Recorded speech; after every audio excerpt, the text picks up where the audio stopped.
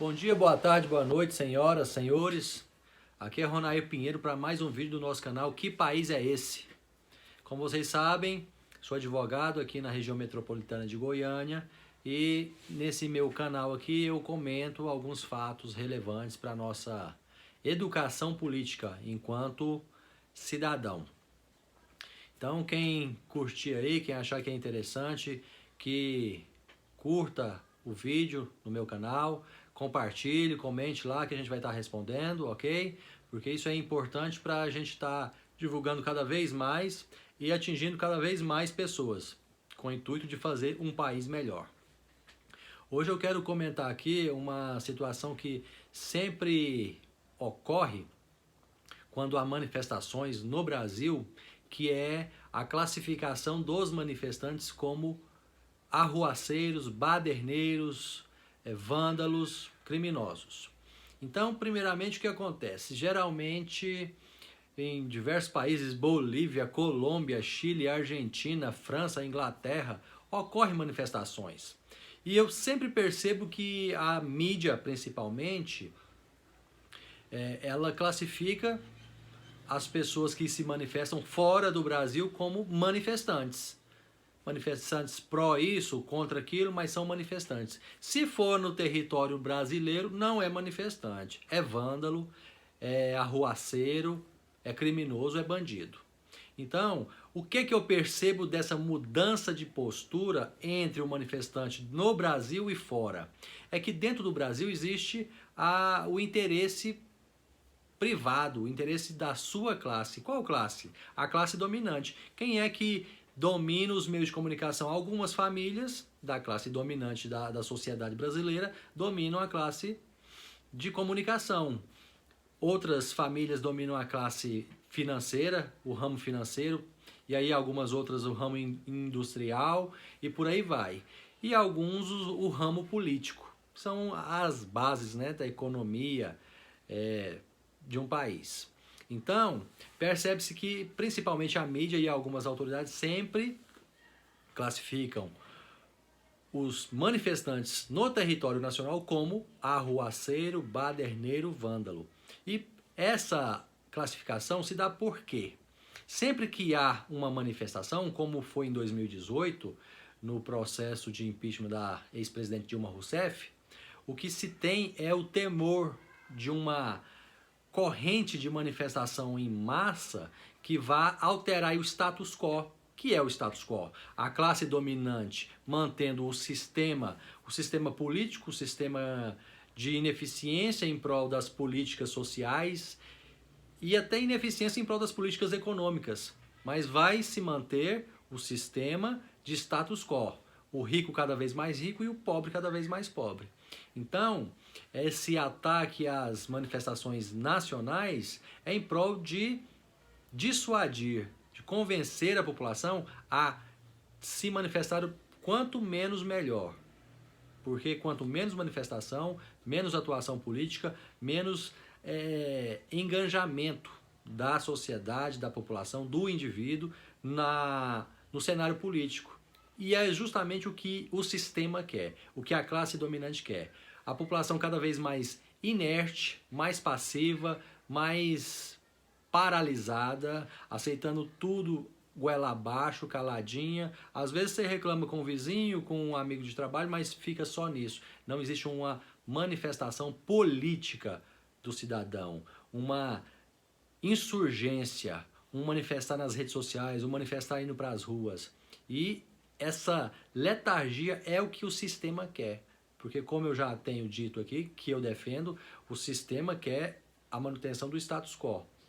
E aí quem quer que entre para a política, quem quer que ganhe, quem quer que perca, tem que se adequar a esse status quo, se adequar a esse sistema.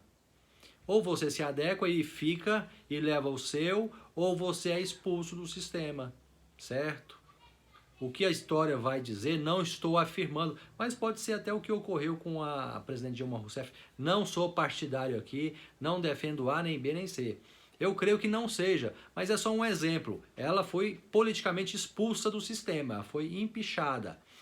Isso não quer dizer que foi porque ela não quis se adequar. Isso quer dizer foi que ela estava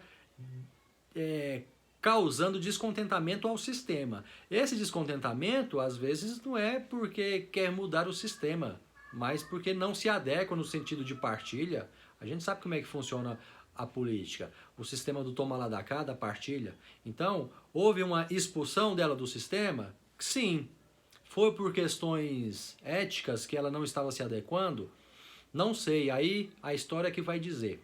Mas é mais ou menos o mesmo resultado. Talvez seja por motivos diferentes, mas o resultado é o mesmo. Ou se adequa ao sistema e vamos manter o status quo, vamos continuar o sucateamento da indústria nacional, da ciência nacional, coisa que a gente já não produz mais, a gente não produz ciência como antes, e está sempre regredindo essa produção científica, essa produção industrial. O sistema educacional em frangalhos, né? Então, o sistema, o status quo quer manter isso. A população, do ponto de vista educacional, em frangalhos. De uma crise sem tamanho. Pessoas, e a gente vê isso constantemente. Quantas pessoas aí têm o ensino médio, conclui, e quando sai não consegue fazer uma redação minimamente perfeita. Não digo perfeita, mas minimamente aceitável do ponto de vista pedagógico, certo? Então, é isso. Por quê? A questão é por que esse meio de comunicação, por que essa autoridade está classificando como arruaceiro? Tá certo, às vezes alguns elementos partem para o vandalismo, mas aí a gente tem que analisar outra situação. Ocorre muito no Brasil. Tem marcado uma manifestação contra o governo. E aí alguns integrantes pró-governo se organizam para adentrar na manifestação e causar arruaça, causar vandalismo, com a finalidade de minar aquela manifestação, de desacreditar aquela manifestação, de colocar todo mundo como arruaceiro. Então, é um ponto a se analisar. Os vândalos que participaram, que atuaram com vandalismo, com arruaça, de fato eram defensores daquela bandeira ou eram da bandeira contrária? Se eu sou contra algo, aqueles são a favor e estavam ali só para minar? Ocorre muito no Brasil. Infelizmente ocorre. Então, é isso. A gente tem que analisar primeiro por quê. Sempre no Brasil, manifestante é tido por vândalo, por arruaceiro. E outra, quem está fazendo essa acusação? É da população mais pobre? É da classe média? Ou é um meio de comunicação? Ou é um político do primeiro escalão, um senador, um deputado, um governador? Isso que a gente tem que analisar. A gente tem que ver o que tem por trás da acusação. Se é uma forma de manter a população, de dissuadir a população de sair às ruas e se manifestar? Ou é de fato algo que mereça ser visto?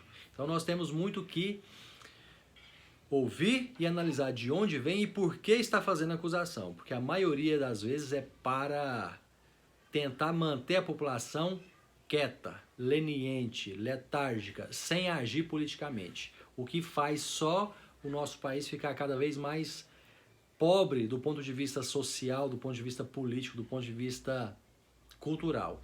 Então é isso, pessoal. Espero aí que ter contribuído um pouquinho para a gente analisar essa situação, certo? Espero que vocês continuem aí me acompanhando, que curtam, que comentem. Eu peço desculpa aqui porque esse vídeo não vai ser editado, então eu não vou tirar nem mesmo os pequenos errinhos, certo? E é só um vídeo com a finalidade da gente analisar essa situação que sempre ocorre no Brasil e é uma situação muito negativa do ponto de vista político, que faz com que a população em si desacredite das manifestações e faz com que a população, na grande maioria, deixe de agir com esse temor de ser acusada, de ser vítima lá de vandalismo, de violência e de ser até acusada de vandalismo e violência. Então, é isso aí.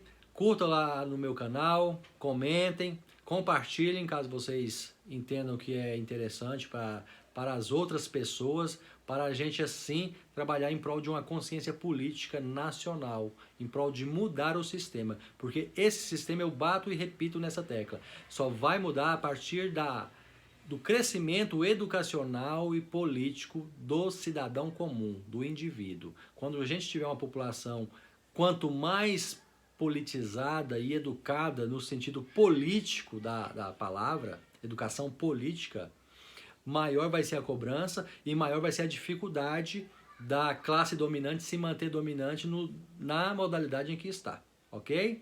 Então vamos fazer a nossa parte, vamos fazer parte dessa mudança para um país melhor, um país digno, um país justo, para nós, para os nossos filhos, para os nossos netos e para os nossos descendentes em geral, ok? Muito obrigado. E na sexta-feira eu vou estar lançando mais um vídeo aqui, certo? E aí vocês aguardem que a gente vai ter mais um assunto aqui para discutir na sexta-feira. Curtam, comentem, compartilhem. Um abraço, fique com Deus e que Deus tenha misericórdia das nossas almas.